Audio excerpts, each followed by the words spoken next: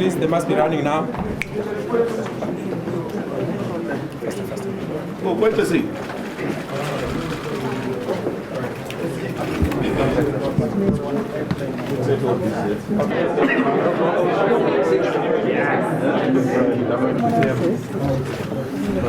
When is the announcement?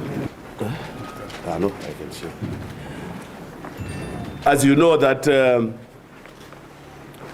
we had our National Council today, our National Executive and National Council, to deliberate on the recent elections that were conducted. And I just want to outline the resolutions. The National Council has resolved that the MDC totally rejects the 31 July elections on the basis of A, the process, and B, the absence of reforms. The voters' roll, voter registration, special vote, busing of people, ballot printing, access to the media, and the question of assisted voters. I just want to give you an example. In Mzarabari, there were 17,000 voters. 10,500 of those voters were assisted voters. There are many more examples.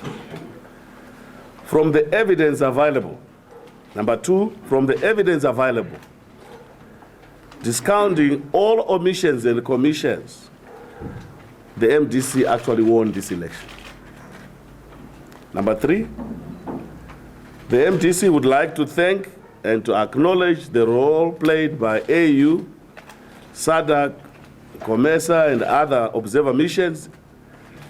And in this regard, at their request, we'll submit a dossier of all the irregularities and all the illegalities. Number four, the fraudulent and the stolen election has plunged Zimbabwe into a constitutional, political, and economic crisis. In this regard, the MDC expects that SADC and AU shall meet urgently to deal with the crisis in order to restore constitutional, political, legal legitimacy in this country. Number five, the MDC calls for a forensic audit of the electoral process, in particular the voters' roll, the ballot papers, and the way they were printed, the special vote, voter displacement, voter registration certificates that were used during this exercise. Six, we further resolve that the MDC National Council resolved that the SADC organ, Troika, must investigate the role of the security sector and the militarization of the electoral process.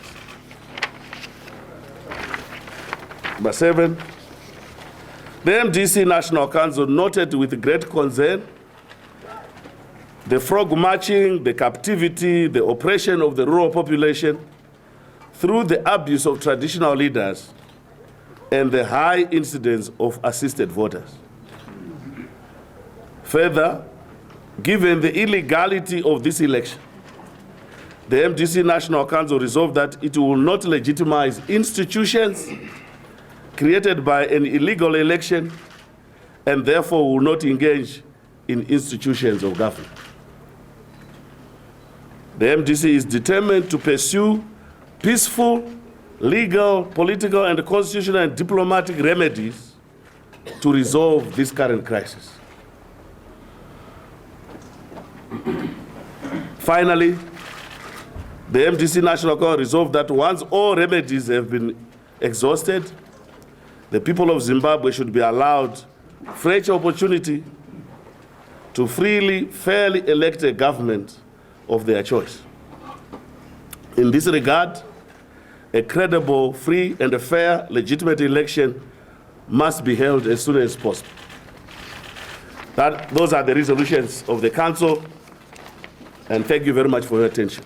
Okay, thank you, Mr. President. Now, ladies and gentlemen, it's your time.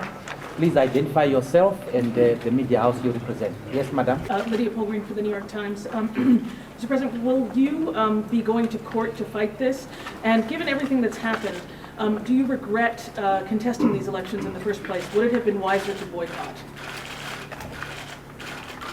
In the first, we said in our statement, the council is resolved that we should exhaust all legal remedies.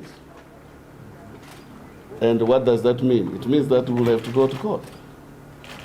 On the second part of your question, do we regret participating? No, we don't regret participating, because our people participated in this election genuinely believing that it will deliver change that they fought for so long, only to be shortchanged by a predetermined process which undermined their confidence, which undermined their hope and aspirations. That's why instead of celebration, there is mourning, there is national mourning in this country. So, and surprisingly, the mourning is not only in the MDC, the mourning is actually national, including ZANU-PF. Because can you imagine from now on going forward, what is the future of my children? What is the future of every household? What is the economic, social, and political future of this country? That is the preoccupying moment for all Zimbabweans. Are we sliding back to 2008? Are we moving forward with new opportunities? All that hope has now been dashed. I think it will be unfair to place the burden on the victim, to say the victim must accept that the perpetrator of the action has done the right thing. I will not legitimize the illegitimate. And sorry, if people think that they have resolved the issue by asking Tsvangirai to endorse the illegitimate, no, I will not do it. The people of Zimbabwe will not do it. And please, I think those who would like to wash their hands over this issue, they will do so. But Zimbabweans will have to contend with this situation on a daily basis. And I appreciate, as I've said, I respect the AU, I respect the SADC institutions. We hope that the curatorship that they've managed over the last 4 years, they will have to come back and say, where are we now with this stalemate? And by the way, if I may just ask, just go back to the question of courts. Those courts, with all due respect, were appointed unconstitutionally. They were appointed prior to the election, some even 4 days prior to the election. Why would somebody appoint a court before the election? And we will go to those courts, but we know the extent how they have been compromised. Yes, sir. Do we assume then, from what you've said, that you won't be taking part in Parliament? Well, the parliamentary issue is still an issue we will consider at the appropriate time. But as I said, we are not cooperating in all governmental institutions appointed under this illegal election that is transpired. Yes, madam. Mr. Tsvangirai, Alex Crawford, Sky News. Yes. I wondered whether you were concerned about the 2/3 majority that ZANU-PF now have and the implications that might have on the Constitution. The 2/3 of what? 2/3. It doesn't make it legitimate. They can have even the full parliament. What will that cause? What difference will it make to the lives of Zimbabweans? They have used their power to subvert the will of the people. They can have the whole parliament. For all we would think is a resolution. Our concern when we joined the government of national unity 4 years ago was to resolve the people's plight. Now they want to go back and create the people's plight. This country was looking at the precipice. And our participation rescued this country. Schools had closed, hospitals had closed. We were using Zimbabwe dollar, which was worthless. There were no goods. There were no goods in the shops. Everyone was desperate. It was our motivation that if we participated in this process, we will rescue the people. And that's what we did. Instead of being rewarded for playing our national and patriotic role to save the people, this is what we get in return. We are not accusing, we are not rejecting these results because the MDC has not won. We are rejecting these results because the election was fraudulent. And it is because they were fraudulent, we are not accepting them. We said if the rules of the game are played fairly, we don't want a situation where the referee throws the whistle away and joins the other team. That's what we are saying. Our people are the ones who have made this sacrifice. They are hurting, and we know it is our people who continue with this fight until a resolution is found. Yeah, but Yes, madam. no spontaneous reaction to Why should there be? Our people are disciplined people. You don't solve people by creating violence. You create, in fact, we are at this stage because of the discipline of our people. If it was any other country, they would burn down the building. They've not chosen to do that because they know at the end of the day, we don't want any violent resolution of this crisis. Yes, madam.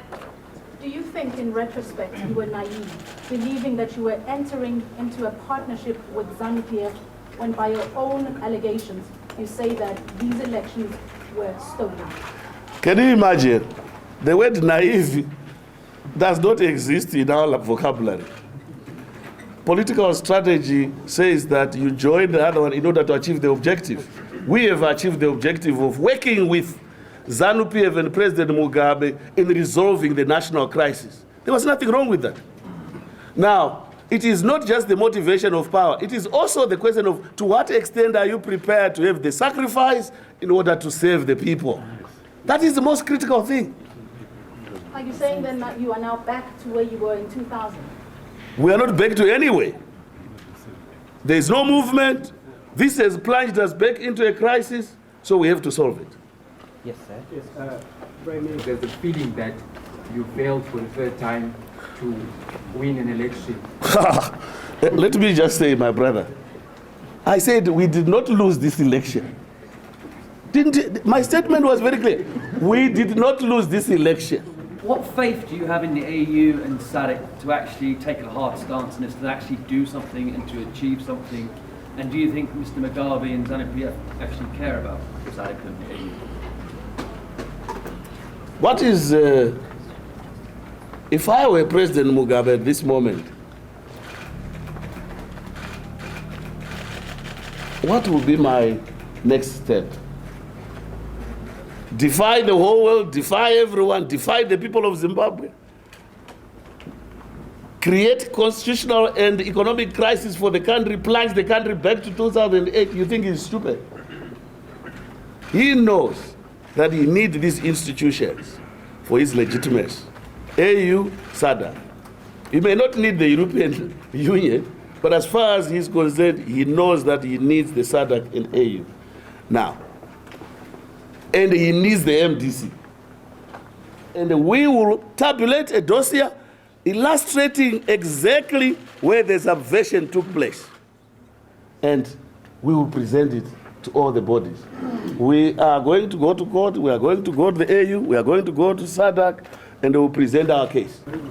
It's not my problem, it's our problem. For how long are you going to wait for your problems, the Zimbabwe problems? Well, you see, to be honest, I thought that this election was going to resolve this political crisis. It has not. If in fact, it has plunged the country back to where it was. So, when the time comes, I hope that every Zimbabwean will realize that we have to resolve this crisis. Yeah. How long? I can't tell. Yeah, thank you very much. Thank you very much. Thank you. Thank you, Mr. President.